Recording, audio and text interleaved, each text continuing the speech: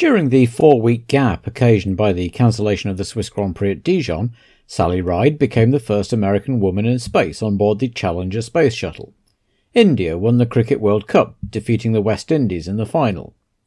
There were leaks at nuclear power plants in Argentina and West Germany on successive days. Nintendo released their Famicom, family computer, in Japan. The system would later be released in the West under the name Nintendo Entertainment System, or NES. The break also allowed the Formula One teams to get some valuable R&D time in, and the majority of the teams took to the Silverstone circuit with new or revised cars. Gerard Ducarouge had come up with a new Lotus in record time. Well, to be precise, he'd married the Renault turbo engine with the older Lotus 91 or 92 chassis, made a few modifications, and christened it the 94T. There were two of the new cars, one each for De Angelis and Mansell, who would drive his first competitive race with turbo power. McLaren had done some testing with their new tag-badged Porsche turbo engines, but elected to stick to their Cosworth V8s for the race.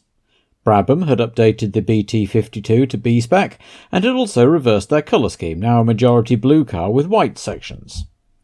Ferrari had a new chassis, the 126C3, using all the innards of the C2 but with a new carbon fibre monocoque. The Arrows team had a second new A6 chassis available for Boutsen, and this week's sponsor was Grand Prix International magazine, on a broad red band around the engine cover and cockpit, with a batch of smaller sponsors too. Ozella had a second Alfa Romeo V12 on hand for Corrado Fabi, and a new FA1F chassis to put them in, with Tony Southgate tweaking the front suspension from the makeshift car that Ghinzani's been driving so far. The Ram team had filled their car with Northern Irish driver Kenny Aitchison.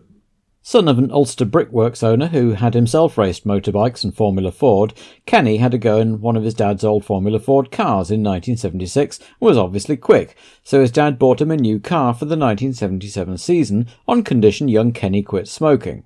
Kenny duly complied and went on to win the 1977 Northern Ireland Formula Ford title before moving to England to contest 3 1978 Formula Ford titles. He won all 3, taking 29 race wins, and went into Formula 3. In 1980, he took the title contest with Stefan Johansson right down to the last race before losing, and moved up into F2. In 1981, driving a privately entered Tolman chassis, he had a big accident while racing Michele Alboreto and broke both legs, but still managed 7th in the 1982 championship, and a move to the Works Maurer team, with whom he was driving when the call came from March.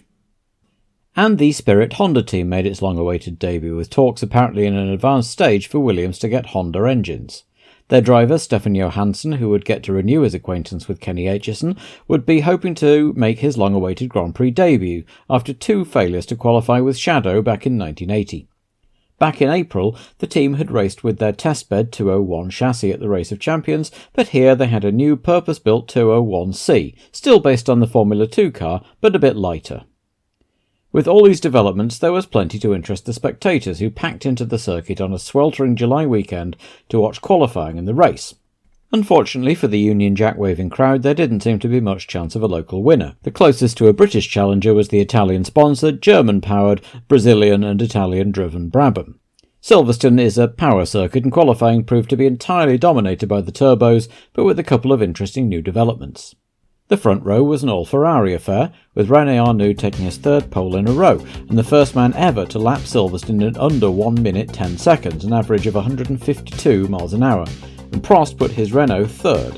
In 4th was Elio De Angelis, the new Lotus just clicking for him, with Patrese out-qualifying Piquet for once in 5th. The Brazilian was alongside in 6th, with Cheever and Winkelhock behind, then De Cesaris and Warwick as top Brit in 10th.